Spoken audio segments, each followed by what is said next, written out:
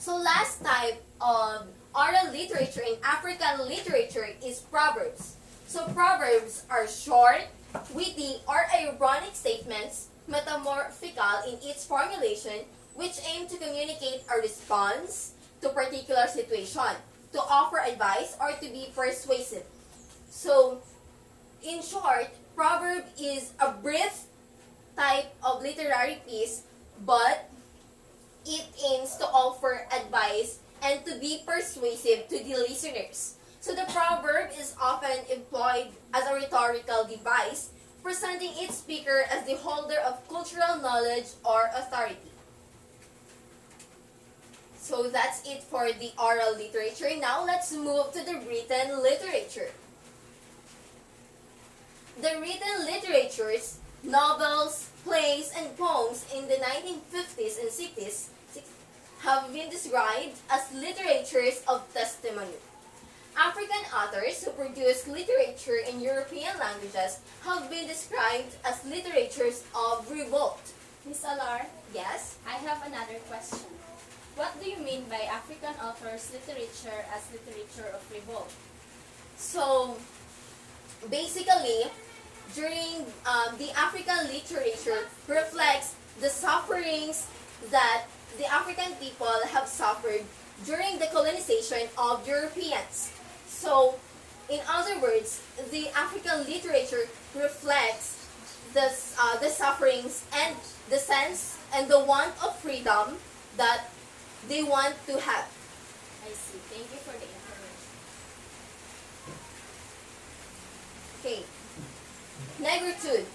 In the 1930s, black intellectuals from French colonies living in Paris initiated a literary movement called Negritude. Negritude emerged out of all a sudden grasp of racial identity and cultural values and awareness of the wide discrepancies which existed between the promise of the French system of assimilation and the reality. So the movement's founders looked to Africa to rediscover and rehabilitate the African values that had been erased by French cultural superiority. So since the Africa is being colonized by the Europeans, the sense of identity and their values have been erased by the French cultural superiority. So the negritude, or the group of people of African people to be exact, living in Europe, so they aim to rediscover Africa's identity and to rehabilitate its values being erased by the European colonizers. So there are three waves of literacy in Africa. First, in Ethiopia. Ethiopia, where written works have been discovered that appeared before the earliest literatures in the Celtic and Germanic languages of Western Europe. Next is in Africa, with the spread of Islam. Soon after the emergence of Islam in the 7th century, its believers established themselves in North Africa through a series of jihads or holy wars. And lastly, Europe. Through trade relationships, missionary activities, and colonialisms propelled the third wave of the literacy in Africa.